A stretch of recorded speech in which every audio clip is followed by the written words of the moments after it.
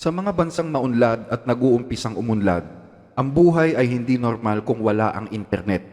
Sa katunayan, ang internet ay itinuturing na isa sa mga pangunahing pangangailangan ng mga tao. Ang internet ang buhay ng isang bansang maunlad. Sa paggising pa lang sa umaga, hindi tayo makakapag-umpisa sa ating mga gawain kung hindi muna natin titignan yung mga newsfeed at messages sa ating social media. Para nga mas convenient minsan, umu-order na lang tayo online gamit ang mga app. Ang mga kumpanyang nagsusupply sa atin ng tubig at kuryente, nakaasa rin sila sa internet. Ang gobyerno, maging ang ating pinapasukang trabaho, ay gumagalaw din dahil sa internet. Sa usapang espiritual naman, ganun din. Napakalaking bagay ng internet sa pagpapalaganap ng ebanghelyo at sa pagsisiwalat ng katotohanan sa mga tao. Pero papaano kung isang araw paggising mo, wala ng internet? At paglipas pa ng ilang minuto, nawala na rin pati tubig dahil nag-shutdown ang kumpanyang nagpapatakbo nito. Nagpunta ka sa sala, binuksan mo yung TV, pero may news blackout. At habang nililipat mo yung channel, bigla namang nag-shutdown ang kuryente dahil naapektuhan na rin pati yung kumpanyang nagpapatakbo nito. Meron kang imbak na tubig, meron kang imbak na pagkain, marami kang damit na pwedeng maisuot, at napakalaki ng bahay na tinitirhan mo pero walang internet, walang kuryente. Papaano kung ganito isang araw pagising mo? This is a total darkness, total blackout. Wala kang kaalam-alam kung anong nangyari sa mundo. Yan po ang pwedeng magawa ng armas na pinaplano ng Russia ngayon laban sa mga bansang kalaban niya. Ang tawag dito, space nuclear weapon. A cryptic warning from the House Intelligence Committee Chairman Mike Turner, Republican, about what he calls a serious national security threat. And now sources are telling us it has to do with the Russians wanting to put a nuclear weapon into space. Nukes in space, really? Russian nukes in space. Multiple sources are telling CNN tonight that the U.S. has new intelligence on Russia's efforts to deploy a nuclear anti-satellite system in space. So this actually comes after the House Intelligence Committee Chair Mike Turner today raised the alarm. He announced he's made information concerning a, quote, serious national security threat available to all members of Congress to review. Ano nga ba ang space nuclear weapon at gaano kaseryoso para sa Amerika ang usaping ito?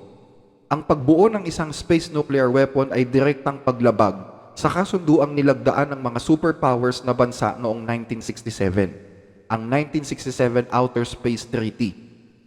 Ang kasunduang ito ay naglalayong pigilan ang pagbuo ng mga missiles na posibleng sumira sa mga facilities sa space gaya ng satellites. Ang kasunduang ito ay nilagdaan ng 137 bansa kabilang na ang Amerika at ang Russia.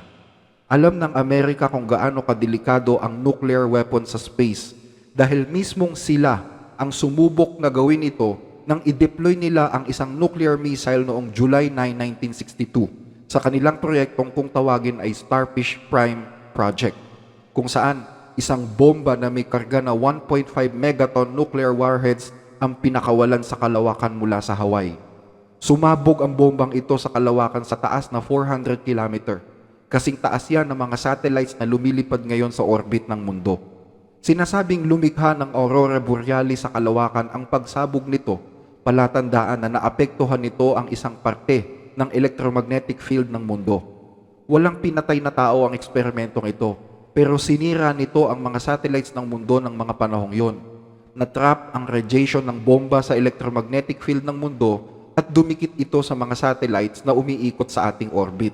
Sa paglipas ng mga araw ay unti-unting nasunog ang mga component ng mga satellite na ito dahil sa pagkababad sa radioactive energy ng bomba.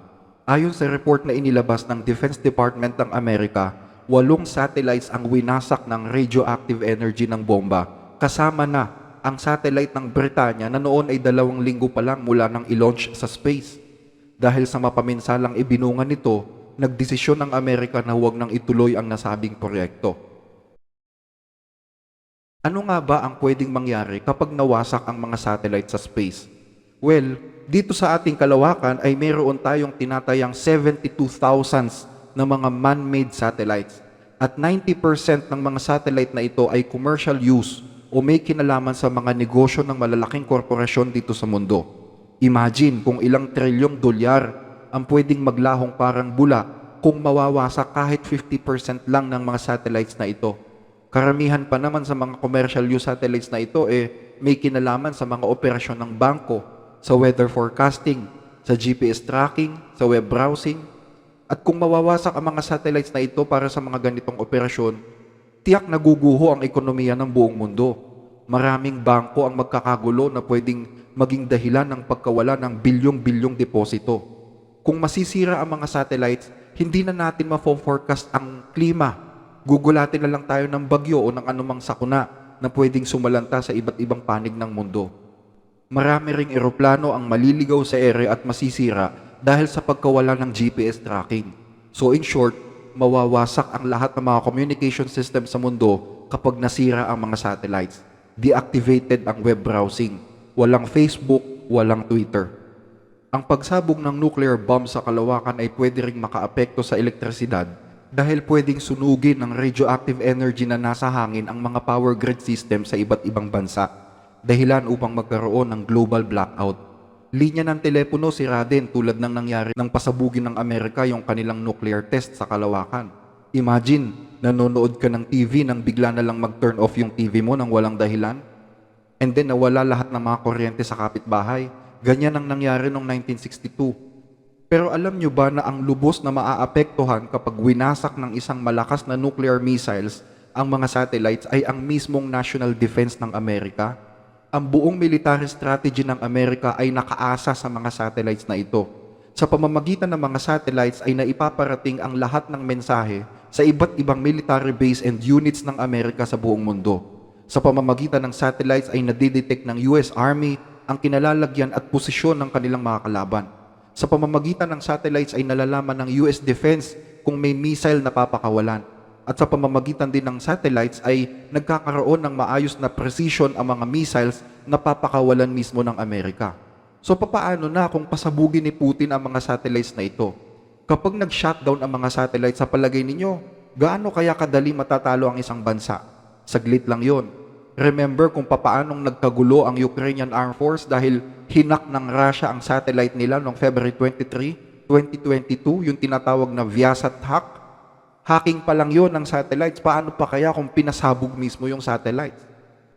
Siyempre, kung may ganyang proyekto ang Russia, hindi pwedeng mawala dyan ang China.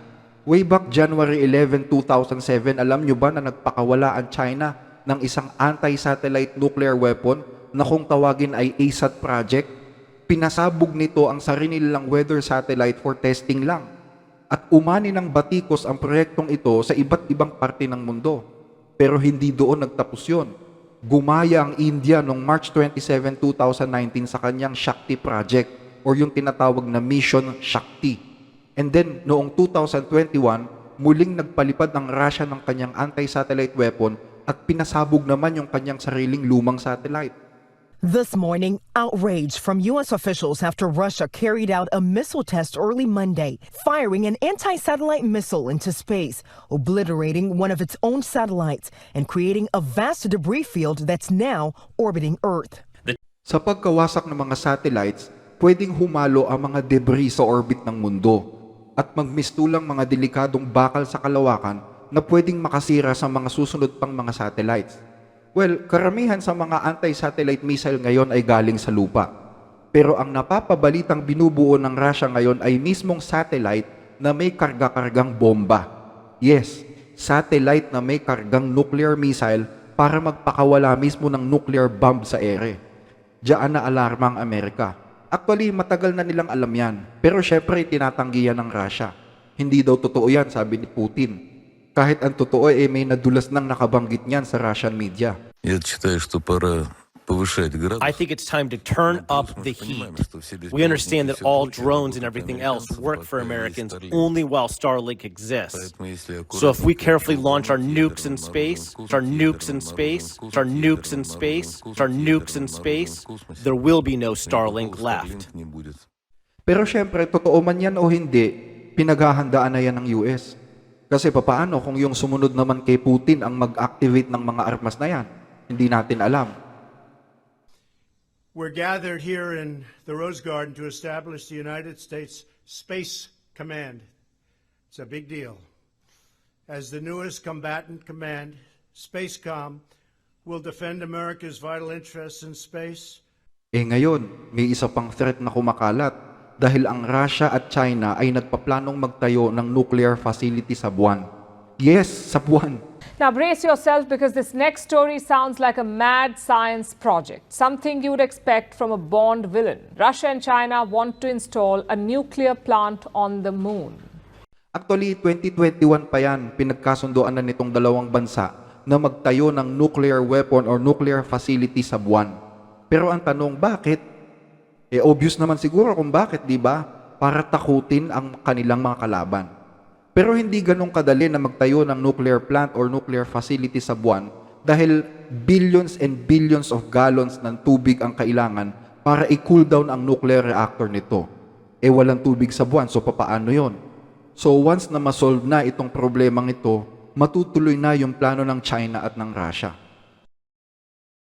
So ang tanong natin ganito, ito ba nasa Biblia ba to?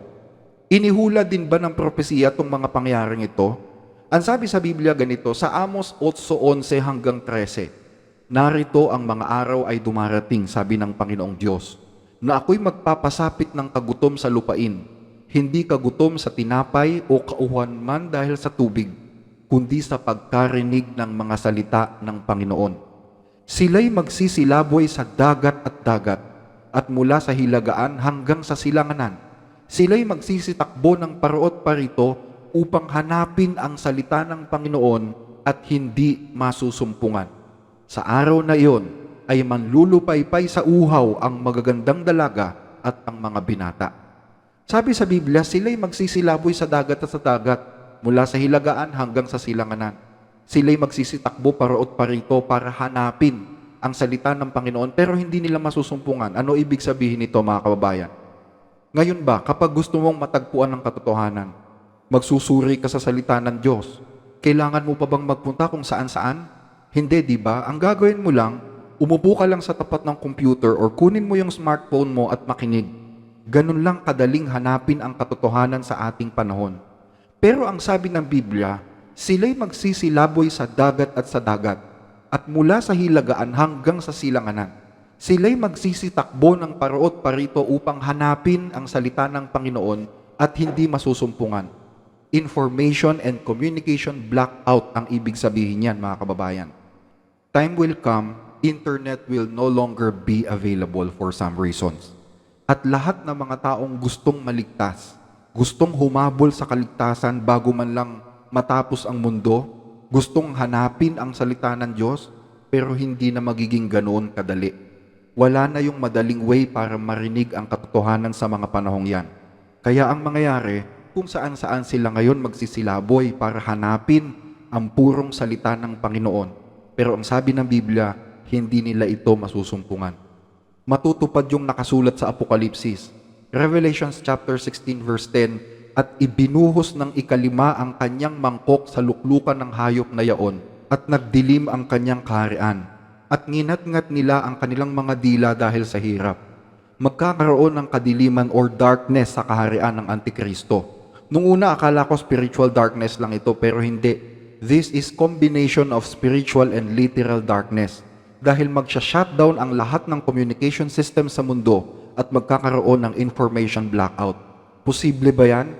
Posible yan kapag pinag-away-away ng Diyos ang lahat ng mga bansa at matutuon ng gera sa war of satellites. Ubusan ng satellites at nuclear missiles sa space hanggang sa umatras ang mundo pabalik sa panahon ng Stone Age, walang technology na available. So, anong aral ang matututunan natin sa paksang ito? Hindi na natin mapipigilan ang napipintong pagbagsak ng mundong ito bago dumating si Kristo. Pabulusok ang tadhana ng earth, mga kababayan, dahil sa walang tigil na paglayo ng mga tao sa Diyos. Kaya kung gusto mong maligtas habang maaga pa, bigyan mo ng time yung pakikinig sa salita ng Diyos. Bigyan mo ng time ang kaligtasan ng kaluluwa mo bago dumating ang araw na wala ka ng madidinig na katotohanan sa ibabaw ng lupa.